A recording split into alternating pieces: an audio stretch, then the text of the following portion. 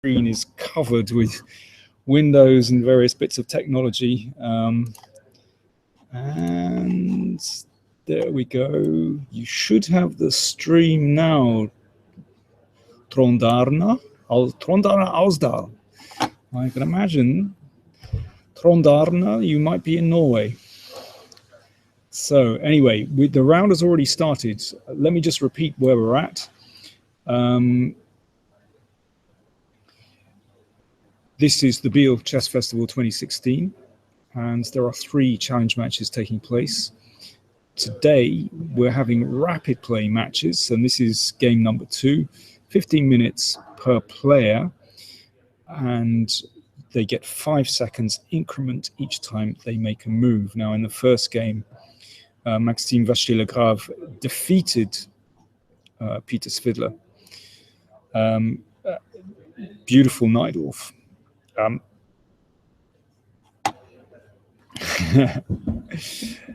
Sorry, I'm just reading some of the chats here. Yeah, grazie miteinander. We're here in northern Switzerland in Biel, Biel.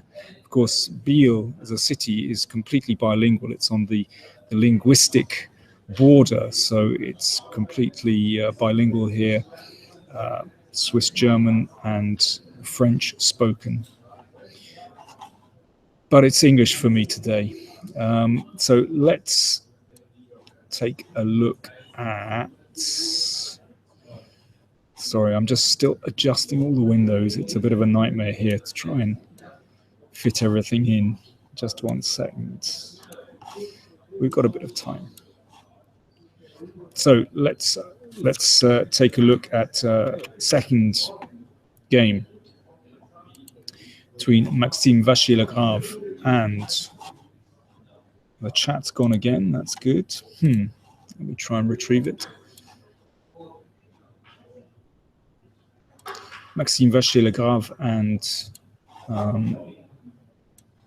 Peter Svidler. Sorry, guys, I'm trying to adjust the windows here, and it's not coming good for me. That should be a little bit better.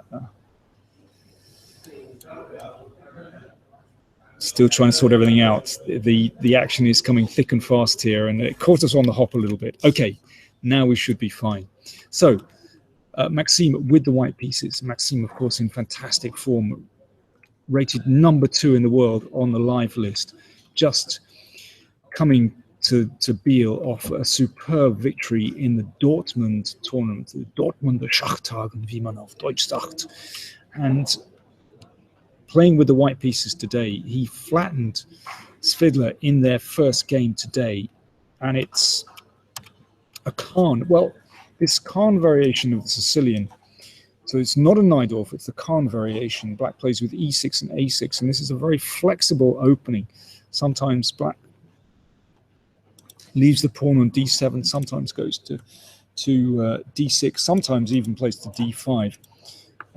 Svidler is a real specialist with the Kahn, so let's see what happened. Maxime has played probably the most aggressive move in this position, bishop d3, theoretically approved. So already putting the bishop on this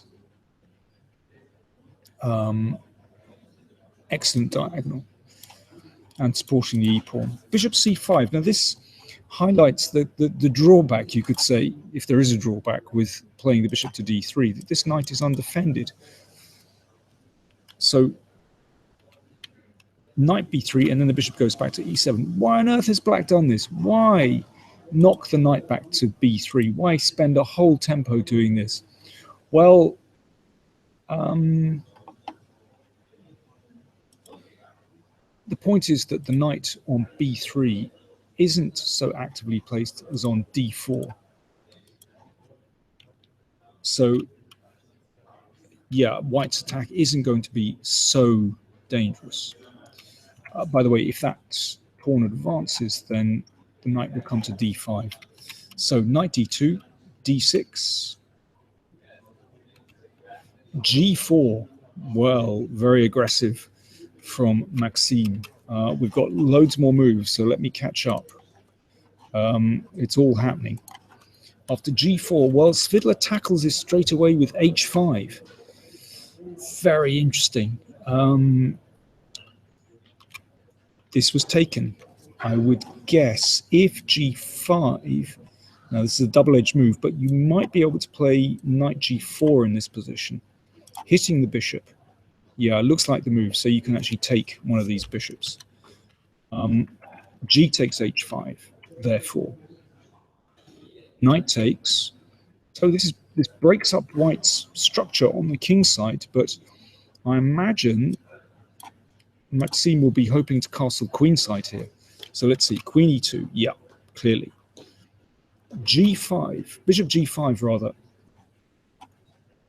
Well, trying to take control over the f4 square. So Svidler playing very positionally here. If the queens were off the board, I would say black is better because of his control over this important f4 square. With the queens on the board, well, all bets are off. This is just completely unclear because white's king will look good on the queen side behind these three pawns. Black's king, well, probably won't. It's got to be careful about going to the king side when there's an open g5. So let's see what happens. Knight c4. Okay, looking at the b6 square and the pawn on d6. Very interesting. Knight f4. Queen g4. Now I think e5, I would guess, is coming here to secure the knight on f4. Let's take a look. Yeah. Oh no, he didn't play e5. He played instead rook h4, and the queen gone back to g3. Maxime still playing very, very quickly. Let's just check the clock times. Let me see. Svidler once again, as in the first game, behind on time. 8 minutes remaining. Maxime Vachier-Lagrave, 13.5 minutes remaining. So it looks like Maxime has done his homework extremely well. And to have such a time disadvantage is really very, very tough. Very tough indeed.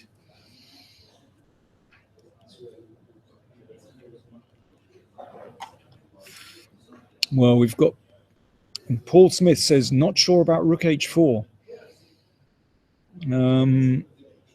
Yeah, well, in some ways I like the move.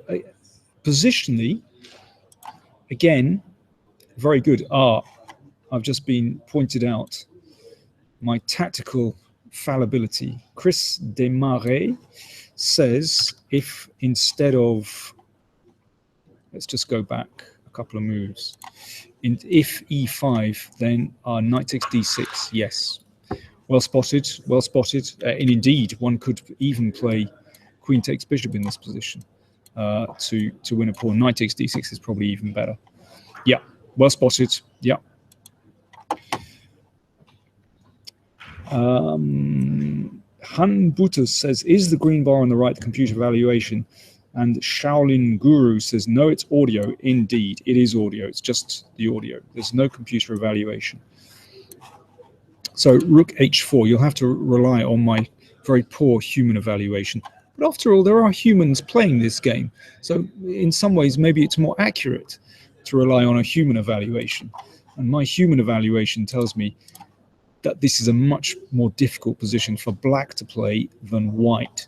And in the rapid play game, it's all about the practical situation. So let's see. After queen g3, rook h3. Oh, wow. Now, this is very, very interesting. Maxime has given up his queen. He's given up his queen. This is fantastic. Rook h8 threatened. So he's got a minor piece. He's got rook and knight for the queen. Black's king looks pretty shaky. Rook h8 threatened already with instant destruction. Also threatening the pawn on d6. So Svidler has played bishop h6 to block the h-file, but d6 is on. d6 can be taken. Well, I think we can say that Maxime has excellent compensation for the queen here. Let's see. You could just trade, and then maybe not rook h6. How about simply playing castles queenside? Let's get this rook into the game. Why not? And then if b5, well, here we go, folks. Takes. Can I take on b5 check, or am I just giving away all my pieces? No, why not? We can play this. This would give white a winning position, because after king e7, rook takes, queen takes, king takes, bishop comes back.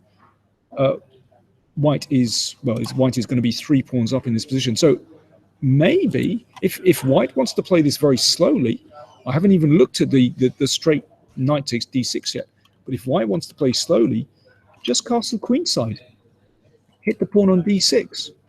This is possible, but there could well be something sharper and more interesting. No wonder Maxime is taking his time in this position. This is crucial. This is a crucial moment in the game. Do you play conservatively, as I did? Doesn't look bad. Or do you crash in with either bishop takes or knight takes? If bishop takes, well, we have to be careful of b5. But if knight takes, that's check. Now let's see.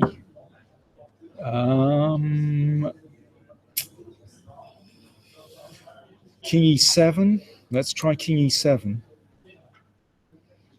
Now, what's a decent follow-up? Could just cement that knight on d6. Could play e5 here. Just cement the guy, and just castle. Rook down the h file. This looks highly dangerous. I think Maxime's big problem here is that there are too many tempting options. No wonder he has to take his time here. Such an interesting game. Nicky Field writes, why can't he give back the queen? Well, in the variation that I gave, giving back the queen, white will be 3 pawns up. Well, that's simply a winning endgame. So he can if he wants to, but it wouldn't be very good. But white has so many options here. You could even, you don't even need to take on h6. You could simply castle queenside. Now, I'm being joined. Oh, and he's done something else incredible. He's played. What's he done? No, he's taken on h6 and then played rook takes h6. Now, I'm being joined here by Yannick Peltier, Swiss Grandmaster. Let me introduce Yannick. Yannick is actually the chief organizer of the chess tournament here in Biel. So, Yannick, thank you very much for joining us. And thank you. And I should just mention again that Yannick, apart from being a very, very strong grandmaster, is very well known as a chess commentator as well. So it's fantastic to have you. We've got some great games here today. Absolutely brilliant. Let's just catch up. I don't know if you've been busy doing media stuff. I haven't seen the first moves there. Okay. Someone a queen up here. Well, indeed. Maxime, let me just give you just for the benefit of Yannick and our spectators joining us a little late, let me just give you a quick update on this game. I'm going to go from the very beginning. Yeah, I saw the first move. So it's Sicilian Khan. And, well, everything fairly normal. So now g4. Now it starts to get interesting. h5. Takes. And knight c4. Now, in this position... Sack the queen, huh? He sacked the queen. Yeah. So we've got up to here, and I was thinking simply castles queenside just to hit the d6 pawn because the tactics work for white. But it looks like someone is better developed here. Except for the black king, right? I see. Castles queenside, and now b5. No, we've got some more moves. We've got some more moves. It's gone. b5. Spectacular game. Knight a5, queen b6, and now f4. It's interesting. Someone the Liquidator watching online says Maxime made a slight error. Now he's worse. I have a feeling that someone with an perhaps engine. watching with a computer engine. To my eyes, this looks just highly unclear. And also, let me give you the clock times. Maxime is still. No, he's taken his time, but probably the queen sack was part of his prep or something like this. Or what? Did he take his time before doing it? Not so much You time. have followed. Just under 8 minutes. Because in the first game, which he won as black, he was blitzing out his moves from the opening and got a very pleasant position. So clock times, just to update, the- 7 minutes 50. Well, Svidler slightly down 6 minutes, and that first game, I mean, that was incredibly impressive from Maxime, wasn't it? Yeah, indeed, yeah.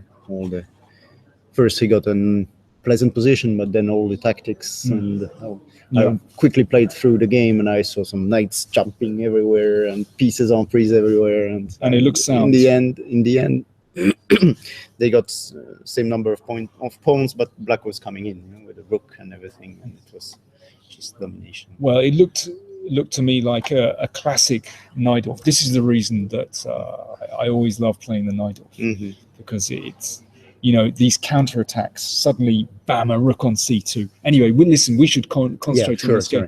So as they're saying here, Chris Desmarais says, strange choice from Maxime. The h-pawn is not as valuable as the d-pawn. Well, let's see. The rook doesn't look terrible on h6. It might sort of pop down to h7. What's your impression of, how do you evaluate the position, Yannick? Well, white is first of all, I mean, material-wise, it's rook, knight, and pawn against the queen, so it's not such a bad deal for white. And then what you need to see is king safety. Well, let's say white is certainly safer, although I can't see how white attacks black at the moment. But I mean, the king in the center, the knight on a5 is certainly at the rim, but it can always jump at some point, preventing the bishop from developing. I mean, white is more active, so I would tend to prefer white here. King b1, obvious, safety. Very just preventing simple. checks. Just had a question online from Councilman John, who's one of our regulars in the United States. He's asking, what's the time control? It's 15 minutes each from the start, and they get a bonus of 5 seconds per move. An increment of 5 seconds per move each time they make a move. So it's for rapid fast, play. It's pretty fast, actually. It's actually. They have 4 games today, so it's. I mean, we're not going to make them suffer too much with like 25 minutes. So it's 15 plus 5. It's I think reasonable. Yeah, exactly, and 4 games in a row, as you say. It's also quite demanding. So I think they're probably relieved it's not such a.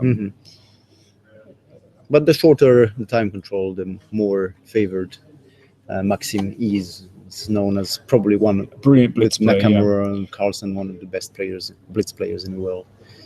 So fast, so. Bishop b7. Paul Smith asked, can we show the clock times on the stream? I will bear that in mind for the next game. At the moment, we're just kind of setting up and it's all happening very quickly, but I will bear that in mind. Bishop b7. Well, this is it's almost like a make or break move. If black can get away with this, then he's freed his rook. I mean, maybe Svidler is finding his feet in this game. The king doesn't look too bad.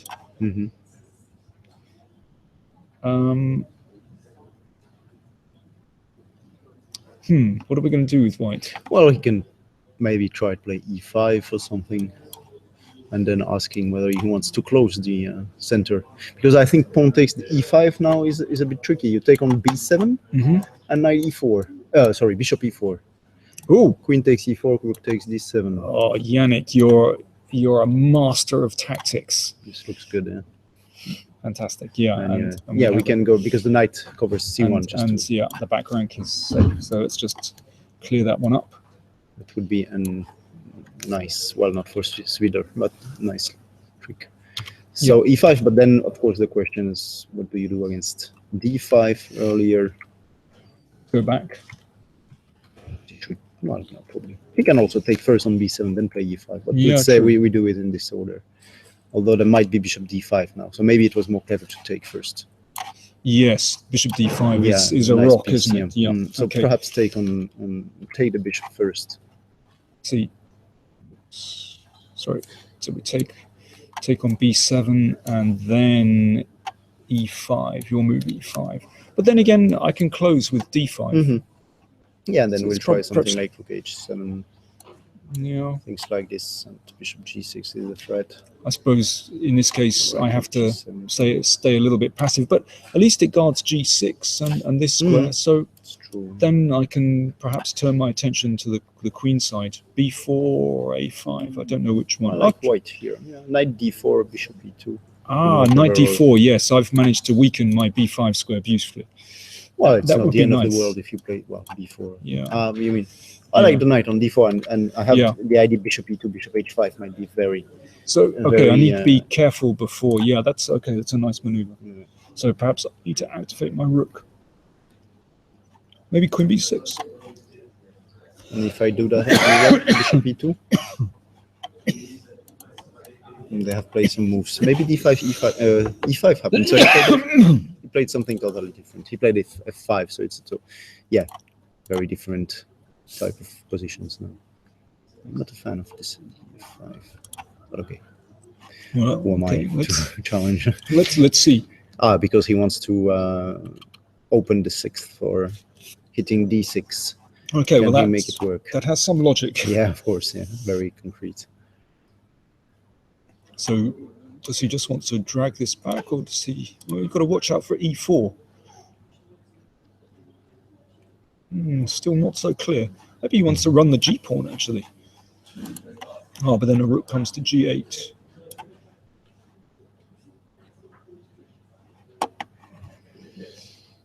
Well, Accidental Sacrifice asks, if black survives this, do you think white has drawing chances? well, yeah. I mean, if you exchange a few pieces, then definitely what he means probably by this comment is that the queen is going to be a monster later on if it enters the game, and White's king is pretty secure though. The king is secure, but the g pawn might drop at some point. Also g8, as you mentioned. But if the queen comes in, well, for the moment it's tied to the bishop on b7, so it's not easy to. Objectively, I would say I would find it hard to think that white could be worse here. Yeah, no, not now, but he means like it's coming. Chris Desmarais says Yannick's trick doesn't work. The black rank threat prevents white from doing anything. Yeah, but in Yannick's variation, the knight could come back to c1 to guard the back rank. So I'm going to played many moves already. Well, they have. I'm going to defend Yannick's variation there. Thank you. Oh wow. Okay, here we go. Oh, f6. This is his point. He's opening all the lines. Well, Maxime is just a genius, of course. But he can't take. What can you do? It's true. Well, Svidler is also. Okay, g4, fantastic, and now rook g8. But is that now really good? Okay, let me just show a little tactic. If knight e4, then of course we have rook takes f7 and rook h7. Kaboom! So that's why actually the knight had to retreat to d7 to cover the 7th rank. So g4 played and rook g8. So Svidler finding his feet here. Yeah. This knight, if this knight were better placed, we need the knight on an f5 or d5. It's a long way. The turn of events doesn't seem to favor white here. He gave up that f pawn for the f file, but at the moment it's not that clear how he's going to attack it. Well, like rook h7, he can play. We talked about the knight, and the knight is coming. He's a long way. It's a long way from a better square. Okay, well, let's see what happens. Rook g4. Is this legal? It seems to be legal. What happens? Rook h7, knight f6. Maybe he's knight f6. Is he off? Yeah. Well, you can always come play rook g6. Of course, rook g6. That's to save a draw. Yeah. And if bishop b2 and bishop h5, my favorite. Well, you'll have rook f4 anyway. Rook h7, rook f4 as well. Okay, so this does look like it's turning in. It's not good for white. No, it's turned. It looks like it's turned in piece's favor. He's played knight e2. This is what's happened. Rook g4, knight e2. Yeah. So he's trying to spin around here. But if we play b4, then bishop c4. Then bishop c4. That's his idea. And no rook f4. Okay, that's interesting. But still, this looks good for looks very good for black now somehow. Yeah, it does. Maybe he could try rook queen a7 to have, like in case of knight c3, rook g1, knight d5, king e8. Well, there's also maybe black doesn't need to panic here because we can rook play f7. Rook f7 doesn't work. we can play knight b6 in it. Absolutely. Let me just show that. Yeah. After this, yeah, rook it doesn't work because of rook g7. So knight first rook h7, then he can probably protect rook h7 here, and just he can move the king. Exactly. Maybe king e6. Maybe king e6 even. Although, yeah, if you go back to the 8th, he's going to give it. To f8. Rook h6. Yeah. And then rook g6. Yeah. So okay, black is just about surviving. We got some more moves, and let me just. It's gone. Knight e2, rook g6. Yeah, probably sensible, so that it means he can play knight f6. Rook h3, and let me just give you an update on the clock times for those watching on Google Hangout. 2 minutes, just over 2 minutes for Peter Svidler, 2.5. Excuse me, just over 2 minutes for Maxime, 2.5 minutes for Svidler. So for the first time in the game, Maxime is down on time. In fact, for the first time in this mini match. So it looks to me as though Svidler is bouncing back, and he's played b4. Now on bishop c4 there will be rook f6 or something, but the knight is coming. But finally coming, but it's probably a bit too late. I mean, b4 was quite committal, wasn't it? Because it donates the c4 square. Still very tricky, but okay, Svidler has it under control, seemingly. Knight c5. So that looks at a whole lot of squares, including e6. He's playing c5. That's the move. Let me take the paint off the board.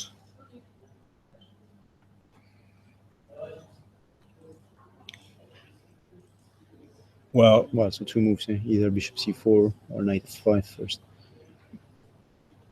Maybe bishop c4. Let's play bishop c4 just because to install it on the d5 square. Yeah, because after this, well, let's play check. What I'm trying to do now is hit d6. Perhaps I can swing over. No, his pieces work pretty well. You know? He's now, since he's improved the knight, he's overheard what you said. Yeah, the knight needs improvement, and it's coming now. We've got some moves. It's gone. Bishop c4, rook f6, rook takes f6. Oh, is that mate? He can play knight f5. Wait a second. Can he play knight f5? Oh no, e4 is not. E4. No. And anyway, the queen has. The king has g5. So, wow. But the rook trade must benefit. Black, of course, benefits the queen. So what's he want? Bishop d5? Let's try that, yeah. To hold everything together. And then, okay, queen b6, b5. Let's play b5. Yeah, let's try. No square to come in, but give it a shot. Well, then maybe he can play b3 just to, safety first, and then. Well, then rook h7 or rook h7 at once first, maybe, and then b3. I don't know. Maybe it doesn't really matter. Maybe king g6 could have been played. So. Well, Maxime is having a bit of a think here. Can he afford? Let's thinking. Clock up. 20 seconds, 25 seconds left. It's getting tricky. Not much. And Svidler is maybe coming back. Svidler has 2 minutes. Let's see. We've got some more moves. It's gone. Rook f6, king f6, rook h6, check. Oh, he's given a check. And then rook h7. So I guess if he takes here, then at least the black king is sort of slightly offside, and perhaps it doesn't matter.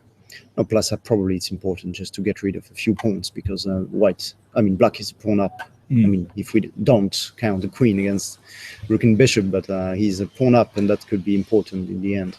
So if he eliminates this f pawn, it's already, and as you said, the king being a bit boxed out. Objectively, this must be very good for black, however. But we know that Maxime, as you say, is an absolute expert at blitz. I mean, one of the best in the world. Not just in classical chess, but in blitz, he's a real specialist. Of course, yeah. So, well, let's see. I would tend to rate White's drawing chances as pretty high still. I think so. But okay, let me think. Knight takes e4. What is that? Sorry. Just a question on the increment. 15 minutes, 5 seconds increment. He's taken on e4. Yeah, I didn't quite see yet what is coming. I'm surprised. I mean, if this is legal, if this is possible, then I'm very surprised that Maxime didn't play bishop d5, to be honest. He's taken on f7.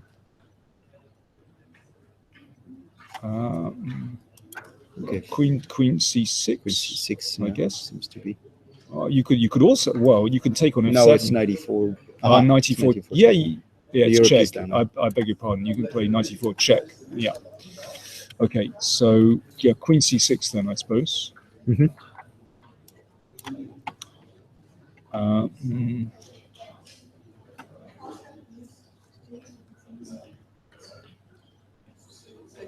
I guess. Let's see what we've got. It's gone. Rook.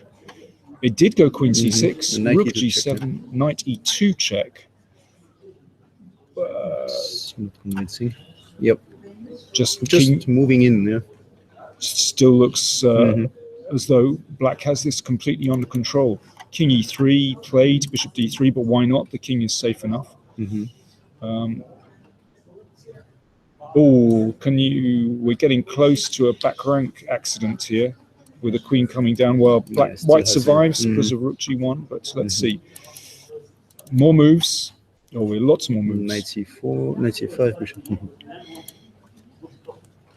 e4, yeah, okay. Once the e-pawn comes, then this must be... This is winning, I guess, yeah. Looks completely winning now. Clock times. 18 seconds for... 39 seconds for Svidler. 24 for Vachier-Lagrave. More moves. d5 played. Well, but this looks unproblematic, to be honest. I see no way back for white. Yeah, plus there are ideas like queen f6, knight a4. But they've played moves already. It's now time trouble. So we're just... Let's just catch up. So it's gone rook g2. Your idea, queen f6. The king is actually completely safe running bishop between these pawns. Played. Bishop g2. Yeah, I guess there is no fortress like preventing the pawns from running. No. Knight will but this is your idea of knight a4 is extremely tempting, just to put some pressure on the king. And indeed, it looks like Maxime has thought it's time to try and stabilize. So in fact, it went a5. Well, running the a pawn is also tempting as well. It's good, of course. Check and c3. Okay, so now white's king opening up a little bit. But Peter still has to put this one away. Oh, loads of moves. They're blitzing now. Well, that's 5 seconds per move, and it's very, it's just enough to physically play the move, basically, and think for a few seconds. But now he's tied it down, and a2 is dropping almost sure. Yeah, so he's resigned. He's resigned, yeah. c4, yeah. So no surprise. Okay. Svidler is up. He's back in the fight. Back in business. So after 2 games, it's 1-1, a win apiece, and this is proving to be. I love this match. This is great fun. Yeah. It's true. Yeah. Yeah. No, we were lucky actually that we actually first of all Maxime was available to play here in Biel, because there are so many strong tournaments this summer. Dortmund, okay, he's played Dortmund. There was Bilbao, right, finished yesterday. St. Louis is starting in 10 days. Okay, Poikowski and so on and so forth. And so we are very, very lucky that Maxime accepted to come back to Biel, because I know he got an invitation to Bilbao too, where he could face Carlsen and so on. And it's not easy. So he was, we invited him early enough, but it was not obvious at all that he would come back. And Svidler, of course, always a great champion and great guy to have also. Entertaining, not only on the board. But Maxime has such a record here in Biel. So he won in 2015, 2014, 2013, and 2009. 2009 as well. I mean, he really loves it here, doesn't he? I think so. Yeah. No, it's great. It's good, So what's happening in the juniors? Studer also won back against Rambaldi. Mention this and draw between Georgiadis and Bok just now. Okay, let's just check that out. So, Studer. Oh, I like these pawns. Noel Studer, Switzerland's big hope, has defeated Francesco Rambaldi. Yeah, after losing the first game now, he bounces back and wins his white. It's very good for him. Nico Georgiadis against Benjamin Bok.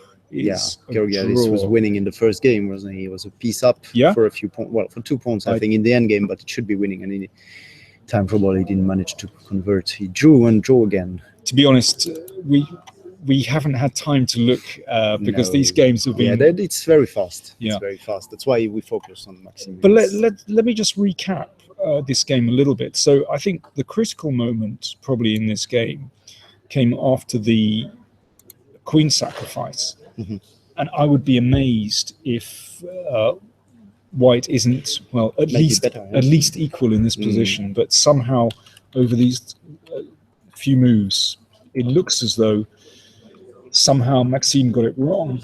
I mean, I was thinking in this position, taking and casting immediately. Well, have taken or maybe d6 too. And you can also take on d6 many too. Moves, Many interesting moves, and maybe even on e5 playing. Yeah, exactly. Playing e5. This is another tempting possibility. Do you know what? I have a feeling that Maxime was caught in a dilemma. So many interesting variations, and perhaps where he went wrong is the moment we analyzed with f5. I didn't like this move positionally, even though concretely maybe it was.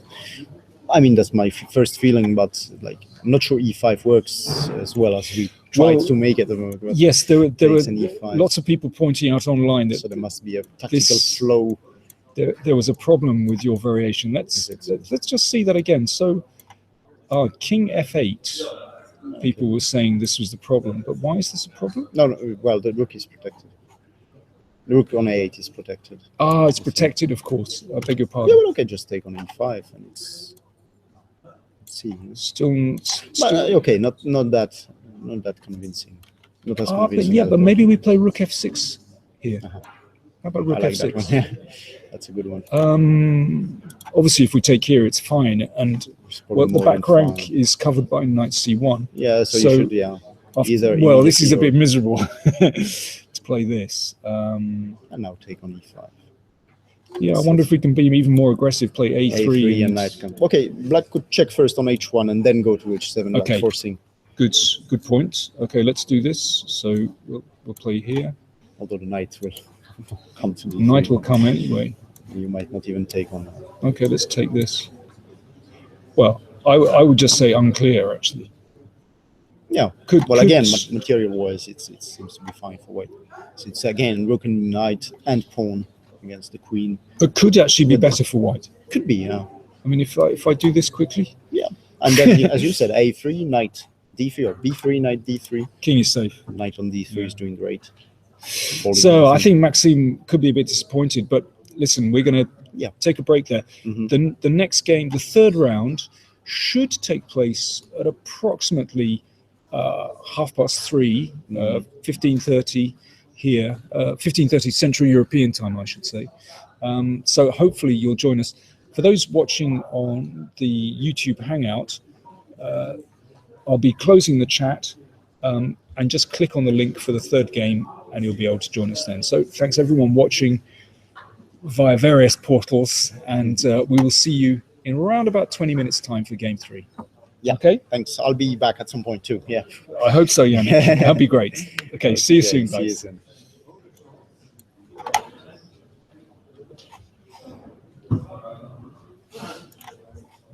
So